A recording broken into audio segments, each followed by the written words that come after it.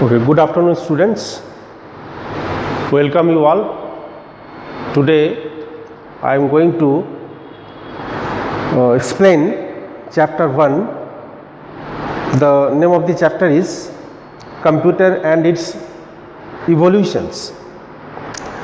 Although we have discussed this chapter through online classes, but I think that it will be better if we discuss through this class today. It will be more clear to all of you. Now the first thing is, what is a computer? Now computer is an electronic device which accepts the informations from the user and functions internally according to the instructions given by the users, and after that, after processing, it gives the results on the screen as output, either on the screen or on the printer. Now here it is given in the first page of chapter 1, page number 5, the early calculating machines. What was the early calculating machines? That was the question. Now abacus, most of we have seen that it is a calculating device. It is available in the market also, in the shops also it is easily available. So the children, when they start counting, they use this abacus to learn how to count the numbers. The first slide is given. It is the first known calculating device. It was used to perform simple arithmetic operations such as addition, subtraction, multiplication and division. All this counting are done easily in this device. Counting is done by moving the beads on the abacus. It was invented around 5000 years ago and was primarily used in Asia. After this, the next calculating device was Napier bones. It was invented by John Napier in 1617. The person was a Scottish mathematician, invented the system of calculations using strips of ivory bones known as Napier bones. Third is Pascaline. Now it is the first mechanical calculating machine. It had a rectangular box with movable wheels. It is just like a rectangular box and some wheels are there. By moving the wheels left or right, the calculations can be done here. It was invented by Blaise Pascal in 1641. After that, the difference engine. The difference engine was invented by Charles Babbage in 1822. It was an automatic mechanical calculator which was capable of preparing mathematical tables. It is used to prepare the mathematical tables. It was invented by Charles Babbage in 1822. The machine was designed to create error-free tables. Difference engine had number of columns numbered from 1 to n and was capable for storing one decimal number in each column. Next is analytical engine. Now analytical engine was invented after the difference engine. It was invented by Charles Babbage in 1837. Analytical engine is better version of difference engine and was designed by Charles Babbage in 1837. It was the first general purpose computer. The first general purpose computer was the analytical engine. The calculating device had some basic elements as in modern computers. But Charles Babbage was known as the father of computers. Next is evaluation of computers. And from after the analytical engine, Now the invention of computers started. The first generation of computers, it was from 1946 to 1959. So this time period was known as the first generation of computers. The first generation computers were typically large and needed a room for accommodation. So they used high speed vacuum tubes as switching devices and had very small memory. So this first generation computer was very big in size, memory was very small and also heavy in weight. The computer used in this device, the name of the computer was ENIAC, ENIAC. So this stands for Electronic Numerical Integrator and Calculator. So they were developed in 1946 by Eckert and Macaulay in USA. Next, after that, the second generation computer started. Now the time period was 1959 to 1965. So this was the time for the second generation of computers. Now the second generation computers witnessed some major developments such as the vacuum tubes were replaced by transistors and diodes. In the first generation computers, the vacuum tubes were used. So due to that, the first generation computer was very heavy and big in size. So instead of that, the transistors were used in second generation computers, and due to this, the weight of the computers became lighter, and due to this, the size also became small. Then after this, the third generation computer started in 1965 to 1970. That was the time of the third generation computers. Now in this third generation computers, so in this third generation, the transistors, instead of transistors, the integrated circuits were used, and due to using these integrated circuits, the size of the computer became more smaller. Now the time period was 1965 to 1970. That was the time for the third generation of computers. Examples of third generation computers are IBM 360 and 370 series are the examples of the third generation computers. As soon as the third generation was finished, then the fourth generation computers were started. So that was the time was 1970 to 1985. So 70 to 85, the time, this was the time for the fourth generation of computers. The fourth generation computers used microprocessor. Now at present also, in today's computers also, we can see, if you open the CPU of the computer, the microprocessors are inside. It is fitted on the motherboard, and these microprocessors are the main parts of the computer. If the microprocessor is not functioning properly, then computer cannot work. So which further reduced, the fourth generation computers used microprocessor, which further reduced the size of the computer and increased their efficiency.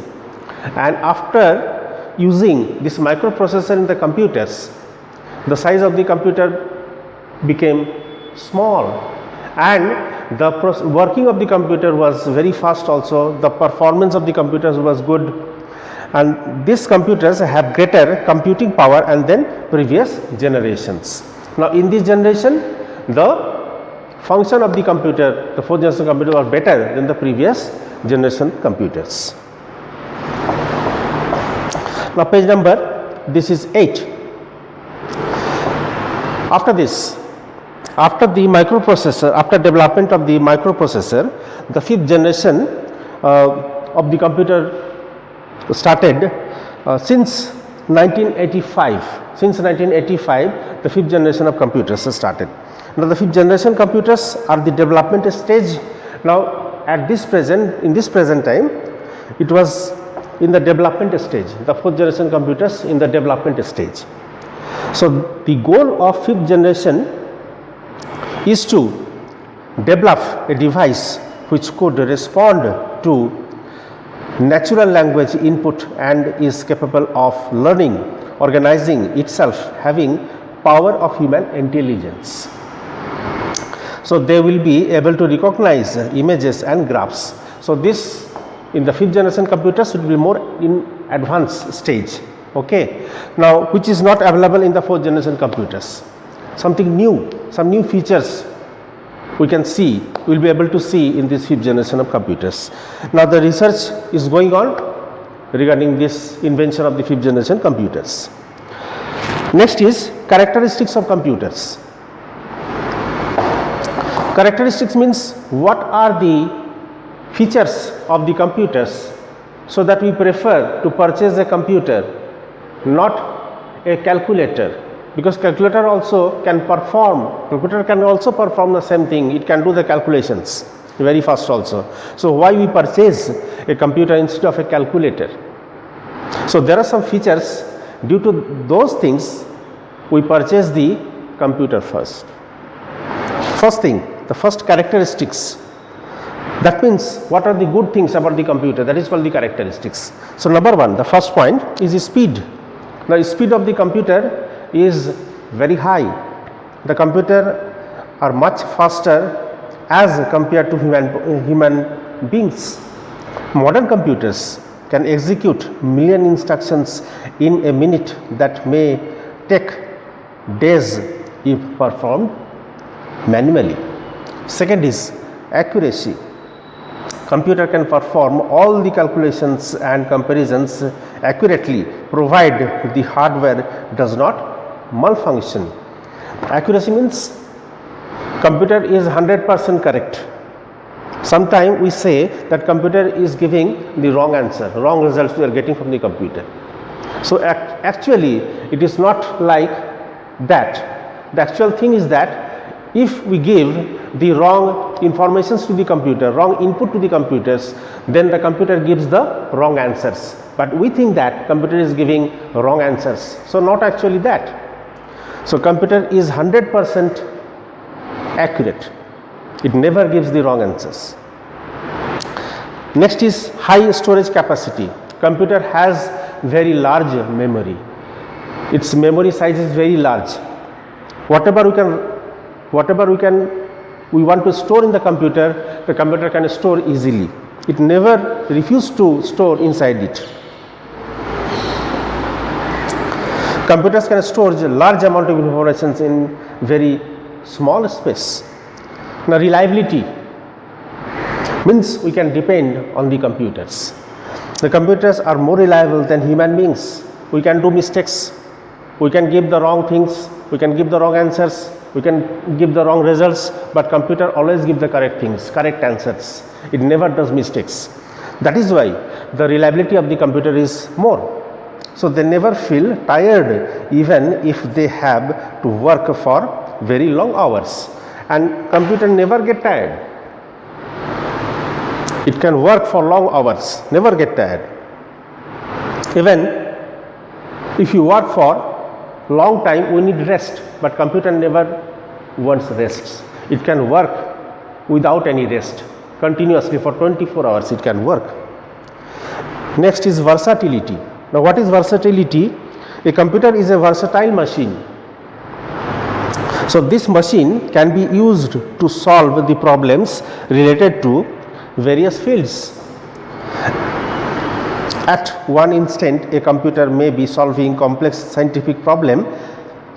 The very next moment, it may be playing game of chess and then be busy in taking up a payroll problems. Versatility means computer is a versatile machine. We can do many work in the computers. We can study in the computer, we can see movies, we can see some important softwares also, we can do some paintings, nice drawings also on the computers. In the next moment, after that very next moment, we can do some search some internet information from the internet. So this can be done in the computer very easily. That is why the computer is called the versatile machine. That means one single machine can do many works.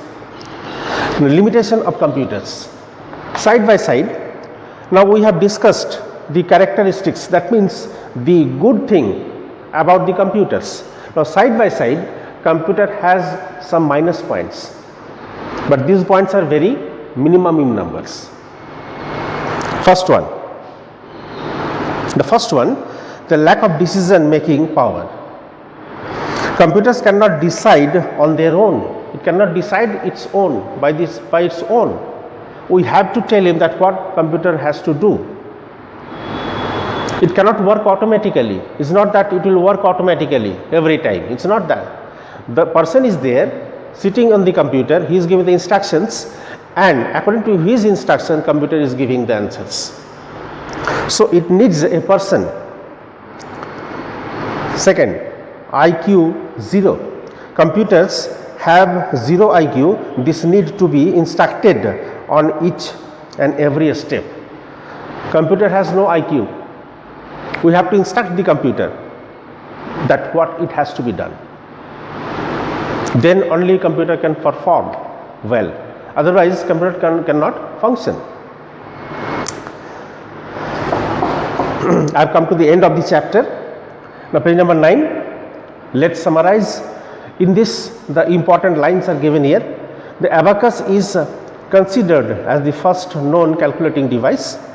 Second point, so there were various calculating devices prior the invention of computers. Third point, the fourth generation computers used microprocessor, which further reduced the size of the computer and increased their efficiency. Fourth point, the third generation computers used integrated circuits known as a chip instead of transistors. Terms. Now the important terms are given here. That means the important lines are given here. The general purpose computer. What is this? Ancient computers had similar basic elements like that of modern computers. The features are input devices, output devices, and processing unit. Second, vacuum tubes. Huge electricity charge glass tubes are placed inside the computers to maintain the information's flow in the computer. Third point, the transistors. Building of computers system used to amplify a signal or open or close a circuit